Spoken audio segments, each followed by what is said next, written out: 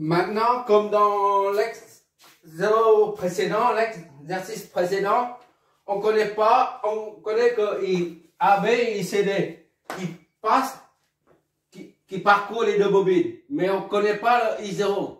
On ne sait pas du tout si I0 est égal à la somme des deux. C'est-à-dire I0 est égal à IAB plus ICD. Parce que c'est qu'une supposition. Le sens du courant n'est qu'une supposition. D'accord? C'est la raison pour laquelle on va faire comme dans l'exercice précédent. On va supposer une alternance N de tension ou de courant. Là, pendant l'alternance positive ou négative, voilà. L'alternance N ici, N par exemple, N-1, N+1, ainsi de suite. Mais on ne voit rien du tout, d'accord? On ne voit rien du tout là-dedans. On ne sait pas, N se trouve est négatif ou N est positif ou en haut. Éventuellement, N peut être en haut, d'accord? Mais on ne sait pas du tout. Si c'est pendant l'alternance N, la tension est négative ou positive. On n'en sait rien, mais on n'en a pas besoin, d'accord? Juste, on se dit, voilà, pendant l'intervalle de temps N, pendant l'intervalle L, on a le sens du courant I0 s'oriente comme ça. Et IAB, ICD s'oriente comme ça, pendant l'intervalle N, d'accord? Et on se base sur cet intervalle et ces sens-là pour en déduire I0, d'accord? Et après, on en déduit à l'intervalle N+1. Ainsi de suite, d'accord? Pour l'intervalle N, I0 dans ce sens. I0 est égal à I0 module fois la phase. D'accord? Mais dans l'intervalle après, parce qu'il s'agit d'une tension sinusoïdale, le sens de I0 s'inverse. Ce qui signifie que I0 dans l'intervalle N+1, là c'est N. N+1, ça sera I0 plus ou moins 190 degrés, 180 degrés. Ça s'inverse, d'accord? À l'intervalle N, I0 c'est 0. On fixe à 0. Donc à l'intervalle suivant, I0 s'inverse. Le sens de I0 s'inverse. Donc I0 est égal à plus ou moins 180. D'accord? 180 ici, là, I0. Positif là, pas de déphasage. Ici. Et l'intervalle après, c'est plus 80, 180 ou moins 180, c'est la même chose. I est négatif là, I c'est dans ce sens-là. D'accord? Donc pour l'instant, pendant l'intervalle N, on considère qu'il n'y a pas de déphasage. D'accord? Donc pendant l'intervalle N, on a I0, IAB dans ce sens-là. IAB dans ce sens-là. Pendant l'intervalle N, on a IABF qui est ça. Donc IAB est égal à IABF. D'accord? Racine de 2, 0. Parce que IAB dans ce sens-là. D'accord? Il n'y a pas encore d'inversion de phase. Donc, est égal à IAB, c'est 100, racine de 2. IAB, F, c'est 100, racine de 2 et 0.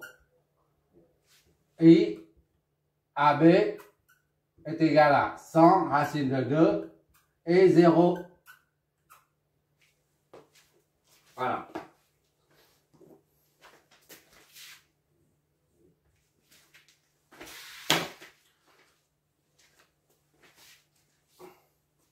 Alors, on a là le rapport là, les deux courants qui entrent dans le pied. Donc, IAB sur ICD, I1 sur I2, I du primaire sur I deuxième, du secondaire, I1 sur I2, d'accord, est égal à moins N. Tu t'en rappelles? Or, ça là, I1 sur I2, Bon, déjà, on calcule ça, déjà. I1, c'est IAB. I2, c'est ICD. IAB sur ICD est égal à moins N. D'accord?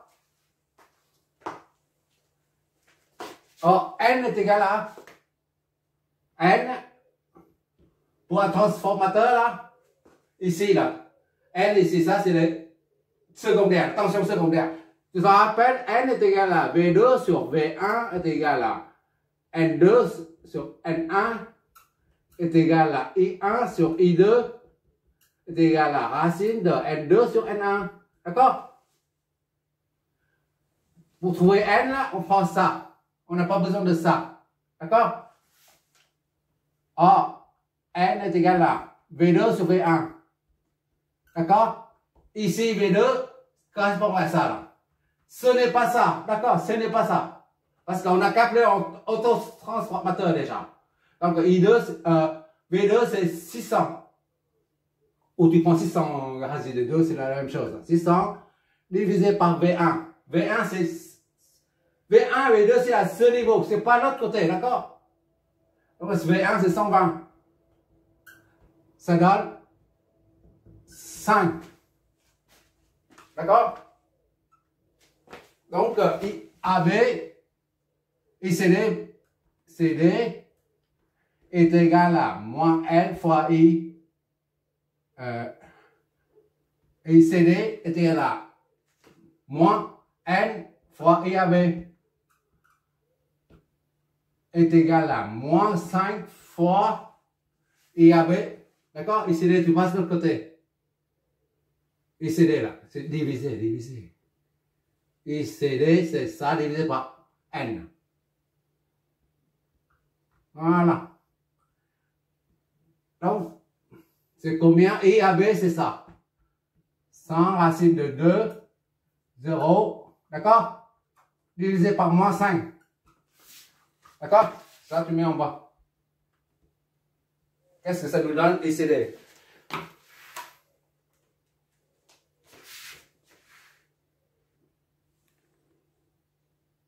Tu vois?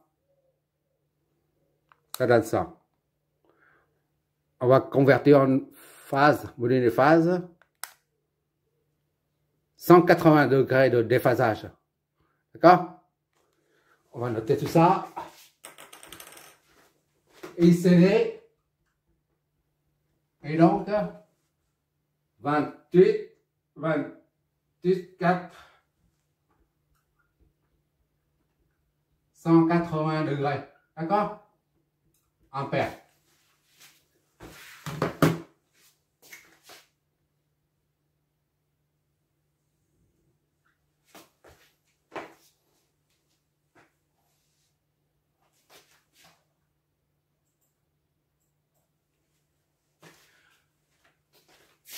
Remarque ici, la N, c'est égal à 600 sur 120. T'es d'accord, hein? C'est pas 120 sur 600. Parce que N est égal à 120 sur 600. Si c'est le moment aussi, tu branches le primaire au secteur. Alors là, dans ce cas-là, c'est le primaire. Là, c'est le secondaire. Et le rapport, ce sera la tension au secondaire divisée par la tension primaire. Mais en l'occurrence, on a branché ça, V2, sur le secteur. Tu vois là, V2, sur le secteur. Secteur de VS2, là, 120. Parce que 120 efficace correspond à 120 efficace ici. D'accord? 120, là, V2.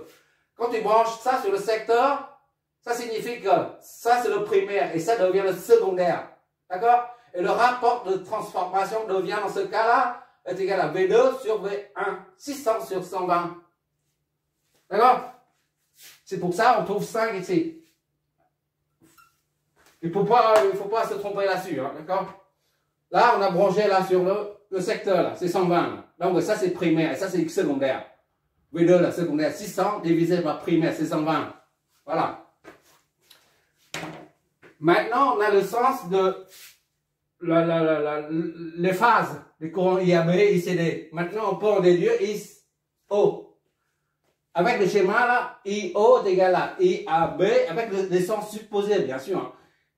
avec les sens supposés, on trouve ça, les deux courants. Maintenant, avec les sens supposés toujours, pendant l'intervalle n, on va en déduire I0. I0 était là, IAB plus ICD. Loi des deux. D'accord? Donc, I0 est égal à IAB plus ICD. C'est ça, hein? IAB, ICD. D'accord? Donc, I0 et donc, IAB, c'est 100 racine de 2, 0, plus 28,28, 4, 180. Donc, IO est donc est égal à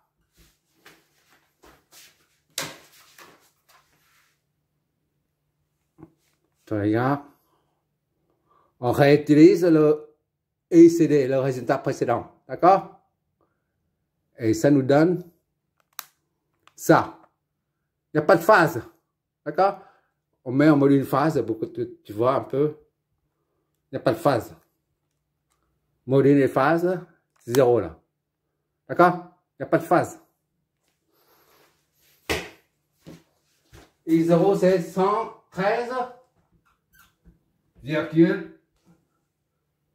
137.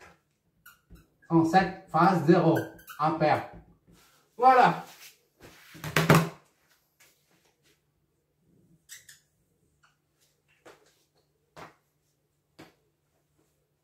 Ben, c'est bien. Donc, dans notre cas présent, là, on a les sens supposés pour I0, IAB et ICD. Il n'y a que ICD qui est pas bon, là. D'accord?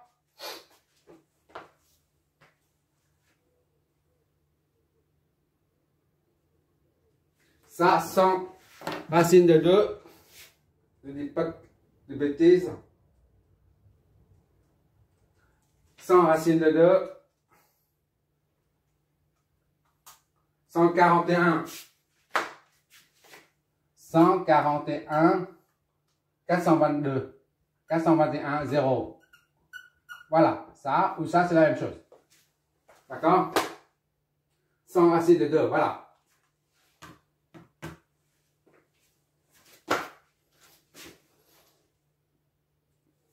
Maintenant, on va dessiner ce schéma-là, on remet le sens des courants, d'accord? Pour visualiser un peu. Là, je reprends ce schéma-là et je remets ici les deux. Maintenant, on va mettre du courant dessus. Il ne faut pas aller vite parce qu'on est là pour prendre, d'accord? Il faut expliciter tous les paramètres. Là, pendant l'intervalle intervalle N. Voilà. L'objectif, c'est de comprendre un intervalle N, d'accord? Et ici, intervalle N plus 1, d'accord? Ça ne sert à rien d'aller vite. Bon, pendant l'intervalle N, on a dit, il n'y a pas de déphasage là, tout à l'heure, d'accord? IAB, c'est 0. Donc, IAB, il est où? IAB monte en haut, là. Donc, IAB, 0. Ça monte.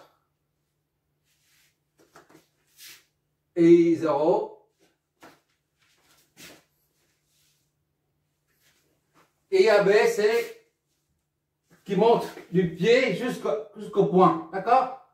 Le pied, c'est IAB ici. IAB. AB.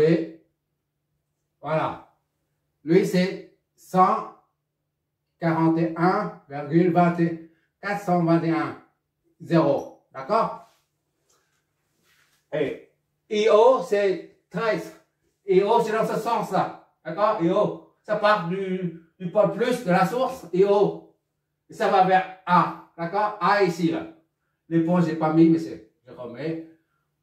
A, C, 1, B, d'accord? Et B. Voilà. I0, c'est pas de façade, là. Pas de déphasage signifie que le sens est bon là. I0, 113,137, 0. Et ICD, on a orienté vers le haut là, pendant l'intervalle N. Mais nous, on a trouvé pendant l'intervalle N, ICD, c'est, il y a un déphasage de 180 degrés, c'est-à-dire le sens opposé qu'il faut adopter. Donc, il faut changer le sens de ICD ici. ICD ne sort plus, mais entre dans le point. Voilà. ICD. ICD est égal à 28, 284, 0. Dans ce sens-là. Il n'y a pas, pendant l'intervalle N, les courants circulent de cette façon-là. On voit bien que ça, plus ça, courant qui entre dans le nœud, et le courant I0 qui entre dans le nœud, les deux, là, la somme des deux donne bien 141. D'accord? 2, 30, 11, 141,50 et quelques. Et l'intervalle suivant, eh ben, ça change. I0, ici, là, d'accord? 113,137 et 180. D'accord? Et IAB, au lieu de descendre, on va remonter. IAB, 141,421, 180. Et ICD va sortir. ICD. Maintenant, ce n'est que maintenant que ça va sortir. D'accord? ICD est égal à 28,284, 180. Voilà. On voit bien que dans ce cas-là, pendant l'intervalle N, on a la somme de ça, plus ça est égal à IAB. D'accord? Et maintenant, ça était la somme des deux là, qui sort 1, 141,4 qui entre dans le nœud A, là, ici, là, est égal aux deux courants qui sortent du nœud. I0 c'est 113, plus ça est égal à ça. Ça confirme. D'accord? Maintenant, pour calculer la puissance disponible, je vais effacer tout ça en haut et puis on va calculer la puissance disponible. Maintenant, on va calculer la puissance disponible à la sortie. Quand on raccorde la charge R ici, ou pas. Mais la puissance disponible aux bornes BD sera S en puissance apparente égale à VF, VBDF, VBD, efficace fois I qui parcourt ici là, I, CD, F. F, efficace, d'accord? VDF c'est 480. On a déjà calculé tout à l'heure. ICDF, ICDF là c'est ça. Divisé par racine de 2, ça donne 20. Voilà. On a trouvé 9,6. 480 fois 20. 9000 et quelques, d'accord? 9,6 kWh. S sortie disponible admissible S sortie S admissible 9,6 kWh. Voilà. On va vérifier si ça dépasse. Là, on a dit c'est 12 kWh, d'accord? On est à 9 kWh. On vérifie ça. Pour chaque enrôlement, là, V2 fois ICD. V2, S secondaire, V2 fois ICD. Efficace, V2 c'est combien? 600, d'accord? V2 ici c'est 600. Voilà, efficace fois ICD, c'est 20. Ça fait 12 000. Ça fait S2 est égal à 12 kVA. C'est-à-dire que la puissance au secondaire là, reste égale à 12 kV lorsque la puissance de sortie est égale à 9,6. Autrement dit, la puissance du deuxième enroulement n'est pas dépassée. Il n'y a pas de surchauffe. On vérifie également si au primaire il y a une surchauffe. Si ça dépasse 2 kVA, ça signifie qu'il y a une surchauffe. C'est V1 fois IABF. S1 est égal à V1 efficace fois IABF efficace. V1 efficace, c'est 120 fois IAB. IAB, c'est ça. Ça fait 100. Ça, c'est la même chose que 100 racine de 2, 180 degrés. Donc, la valeur efficace, c'est 100. D'accord? C'est 100. Ça donne encore 12 000. D'accord? Donc, S1 reste est égal à 12 kVA avec le courant qui passe là. Avec ce courant-là et ce courant-là, les deux enroulements restent, la puissance apparente des deux enroulements reste égale à 12 kVA comme la caractéristique constructeur. Il n'y a pas de surchauffe, d'accord? Donc, pour conclure, si on alimente via la source de tension V2 là, on aura 9 sous une tension de 4, on aura une tension sortie de l'autotransformateur de 480 volts efficace et la puissance disponible sous 480 volts efficace sera 9,6 kVA. Et dans ce cas-là, les deux enroulements du transformateur ne sont pas surchauffés. D'accord? Et c'est quoi la charge qui correspond à ça? Ah bah, il suffit de V est égal à RI, c'est tout. U est égal à RI. D'accord? Puisqu'on a I là, ICD on l'a. VBD on l'a. Donc R est égal à la charge est égale à V sur I est égal à V c'est VA là. C'est 480 efficace, d'accord? On va valeur efficace. Divisé par I c'est combien? I c'est le courant ICD qui passe là. ICD efficace c'est 20. Ici c'est 20 racine de 2 là. 28, c'est-à-dire 20 racine de 2. 180. D'accord? Donc, divisé par 20, ça donne combien? 48 divisé par 20, 24. Voilà. R est égal à 24 ohms.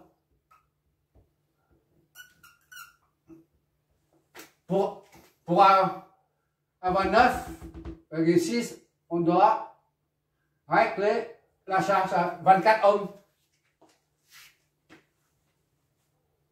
Donc, une tension bien plus petite, 120, avec 120 volts efficace seulement, on peut espérer avoir 480 volts à la sortie, c'est-à-dire 680 volts en amplitude. D'accord? Et la puissance admissible est inférieure à la puissance, la puissance disponible est inférieure à la puissance du transport conventionnel, c'est-à-dire inférieure à la puissance recommandée par le constructeur. D'accord?